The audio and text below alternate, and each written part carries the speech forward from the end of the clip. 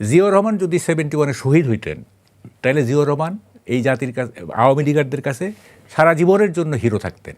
যেহেতু উনি রাজনৈতিক প্রতিপক্ষ হয়েছেন সেহেতু জিয়াউর রহমান রাজাকার, ঠিক আছে।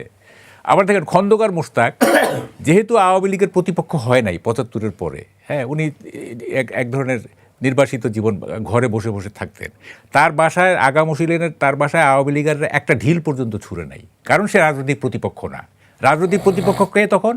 ফারুক, রশিদ, এই এরা তখন তাদের বিরুদ্ধে।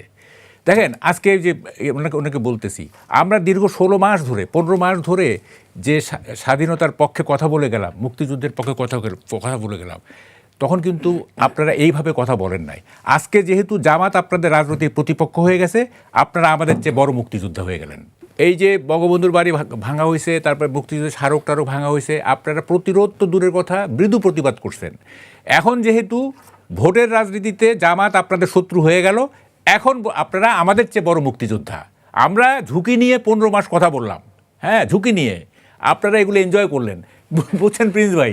এখন ওরা আমাদের চাইতে বেশি মুক্তিযোদ্ধা, হ্যাঁ, এখন মানে মুক্তিযুদ্ধ করতেছে। ফলে প্রতিপক্ষ ডিসাইড করে যে আমার রাজনীতিটা কেমন হবে। আমার প্রতিপক্ষ হবে সেই আমার মানে তখনকার রাজনীতি আমার সেইভাবে হবে। এইখানে কৌশল হচ্ছে মানে প্রিন্সিপাল, প্রধান, আর হচ্ছে নীতি হচ্ছে সেকেন্ডারি। কৌশল সবসময় নীতিকে ওভাররুল করতেছে। কৌশল ডিসাইড করতেছে নীতি কি হবে, নীতি কৌশল ডিসাইড করতেছে না। হ্যাঁ, এইটা আমরা দেখতেছি গত 53 বছর যাবত, এইটাই দেখতেছি। ফলে কখন কে কি বলবে না বলবে, কি করবে না করবে, এইটা আনপ্রেডিক্টেবল।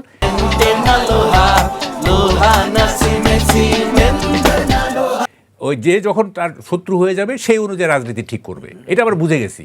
হ্যাঁ, বাংলাদেশের নীতি সর্বস্ব, রাজনীতি আর নেই, সব কৌশল সর্বস্ব। হ্যাঁ, ফলে হ্যাঁ, এটা আসার কথা। এখন বিএনপির মতো একটা বড় দল যেহেতু মুক্তিযুদ্ধের আদর্শকে আফল করার একটা সংগ্রামে নামছে, এটা আমাদের জন্য একটা স্ট্রেংথ। আমাদের জন্য যারা আমরা 16 মাস ভয়ের সংস্কৃতির মধ্যে কথা বলছি মুক্তিযুদ্ধের পক্ষে, তাদের জন্য বিএনপি পাশে এসে দাঁড়াইছে, এটা আমাদের জন্য একটা ব্লেসিং। আমি মনে করি এটা আমাদের ব্লেসিং, এটা ক্যারি ফরওয়ার্ড। ভাই, এটাকে ক্যারি ফরওয়ার্ড করেন, আমরা আছি আপনাদের সঙ্গে। একজন নাস্তিক যতক্ষণ না পর্যন্ত আস্তিক হবে ততক্ষণ পর্যন্ত সে তার সমস্ত কর্মকাণ্ড নাস্তিকতাকে কেন্দ্র করে হবে। যদি সে কখনো আস্তিক হয় তাইলে তার বিহেভিয়ার, তার কথাবার্তা পাল্টে যাবে। আমি বলছিলাম যে এই যে -2 থিওরি, বিএনপিকে মাইনাস করা, এই থিওরি থেকে যতদিন না পর্যন্ত সরে আসবে এই পক্ষ, মানে বিএনপিকে মাইনাস করার পক্ষ, ততদিন পর্যন্ত এগুলি চলবে। যদি কখনো এই -2 থিওরি থেকে সরে আসে তাইলে সিচুয়েশন চেঞ্জ হবে। এখন এটা সরে আসছে, আর -2 থিওরি নাই, বুঝছেন, ফলে সিচুয়েশন অন্যরকম হয়ে গেছে। তা আমি ভুল বলি নাই, কিন্তু আমি এগুলি বলে গেছি জিনিসগুলো, যে কোনটা হলে কি হয়। প্রথম দিকে মনে হচ্ছিল এটা -2 থিওরি, প্রথম দিকে মনে হচ্ছিল না, সবাই মনে হচ্ছিল। এখন ওই যে নাস্তিক আস্তিক হয়ে গেছে, এটা উপমা আর কি। তো ফলে তার এখনকার কর্মকাণ্ড এরকমই হবে। যদি নাস্তিকই থাকতো তাইলে আর এরকম হইতো না। যে সরকার আসুক, আমরা মুক্তিযুদ্ধকে সমান সম্মান করতে পারবো কিনা, আমরা আমাদের ঐতিহ্য ধরে রাখতে পারবো কিনা, ঠিক আছে, আমরা কথা বলতে পারবো কিনা, হ্যাঁ, এগুলি আমাদের কনসার্ন। কে ক্ষমতায় আসলো না আসলো এটা আমাদের ব্যাপার না। এবং এইটা আনার জন্য মুক্তিযুদ্ধের গ্লোরি, আমাদের কালচারাল হেরিটেজের গ্লোরি এবং কথা বলার স্বাধীনতা, এইটা আনতে গেলে আমাদেরকেই we have to create our future. আমাদের ভবিষ্যৎ আমাদেরকে নির্মাণ করতে হবে। Let us create our future. এবং এইটা সবারই দায়িত্ব।